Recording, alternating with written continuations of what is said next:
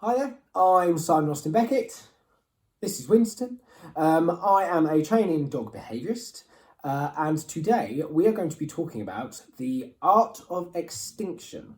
I haven't gone completely off piste. I appreciate I will tie this back into dog behaviour very shortly. As a behaviourist and as owners that we all are, I'm sure, there are many different ways that we can tackle our dog's behaviour. Certainly behaviour that is unwanted. There is positive reinforcement, negative reinforcement, positive punishment, so on and so forth. One tactic that has been employed and can be employed to success is something known as extinction. Now, that is not to call down from the heavens an asteroid strike on our dogs when they're doing something naughty. It would probably certainly stop the behaviour, along with pretty much any other sort of life type things that the dog would have at that point. Extinction is fundamentally the viewpoint that if you ignore a specific behaviour that the dog is displaying, then it will eventually go away of its own accord. It will become extinct. However, whilst extinction can be a powerful tool, there are times when extinction as something that we want to implement that is not so successful, and I'm going to talk about the two different ways that is. And it's going to be a shorter video. Ha ha ha. Good one. So extinction. In order for it to be successful, the important part is that the behaviour that is being displayed has in the past been reinforced. Okay? And that's crucial for extinction to be successful. So by ignoring the behaviour moving forward, we essentially remove that reinforcement or reward, whatever it was we were using or that was happening that caused the behaviour to happen. You have to remove that reinforcement, remove that reward. Therefore, the behaviour is not reinforced. The dog is not likely to keep doing it because it's not getting rewarded for it, it's not being reinforced for it, and then it goes away. It becomes extinct.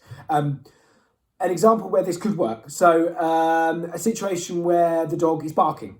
If some people want their dogs to bark, right? And sometimes we actually call upon our dogs to bark. So we might use a term or a command such as speak. You say speak, the dog eventually barks either by accident or, whatever. We treat the dog thinks, oh, that word means to make this noise. I get a treat for it. So anytime I hear speak, therefore, I will get a treat and I will, and all things are good.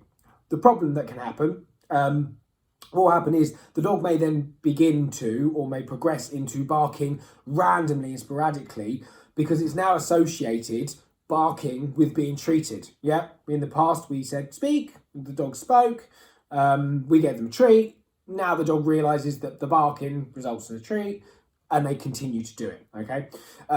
What will happen then if we want to suddenly think, oh god, the dog's just barking, I want that to stop? Even if we're no longer doing the speak command, they're still doing it because they're expecting a treat. We then have to stop everything. So no more saying speak, no more treating, especially when the dog barks. What often happens when we do this or when we employ extinction in the first instance is the dog is more than likely to do it more.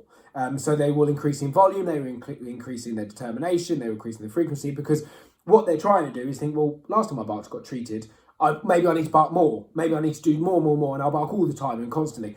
In order for extinction to be successful, we have to bite our tongue and ignore it completely. This should then ultimately make the dog think over time, eventually, no matter what I bark, no matter what I'm doing, it's not working. And then that shows that extinction has worked because you've extinguished and made extinct the action, the dog barking, by ignoring completely any behaviour that you had previously reinforced. And in this case, it was the command, speak, and the treat. Okay. So then the flip side of extinction, where extinction is not so successful and is unlikely to work as a behavioural tactic to stop our dogs doing something we don't want them to do.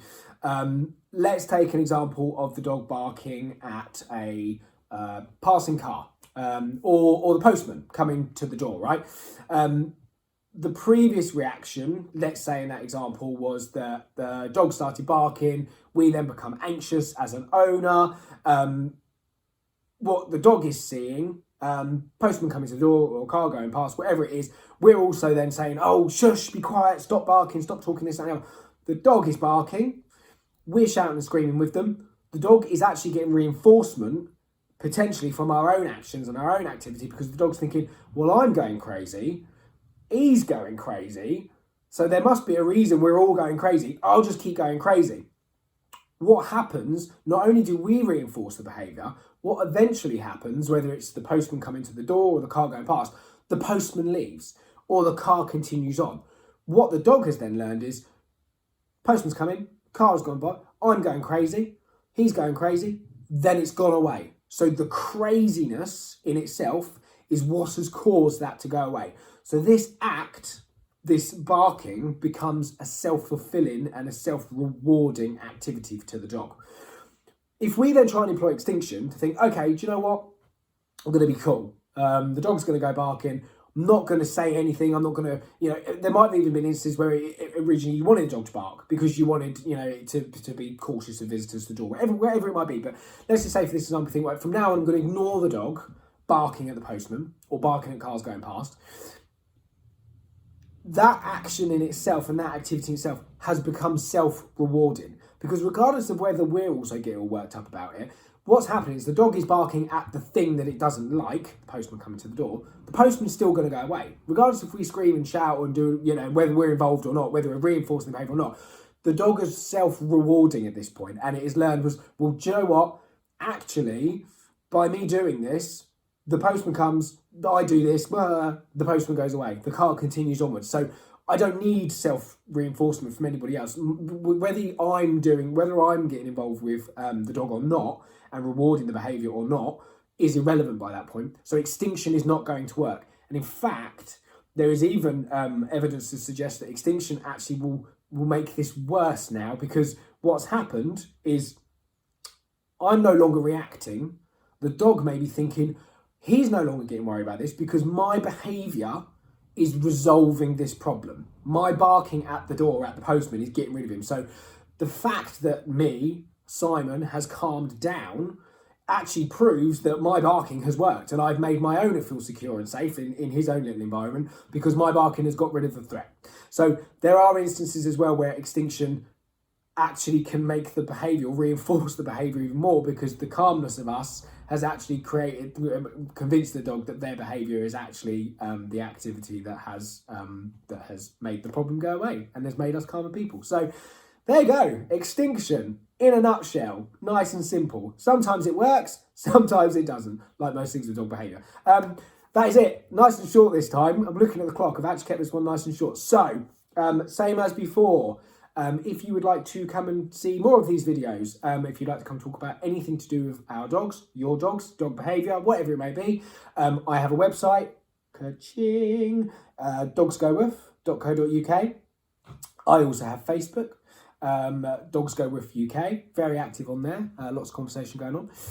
We also, me and Winston, who's been pretty chilled again today, have our own Instagram, _ Simon Winston _ that's more of our sort of everyday life.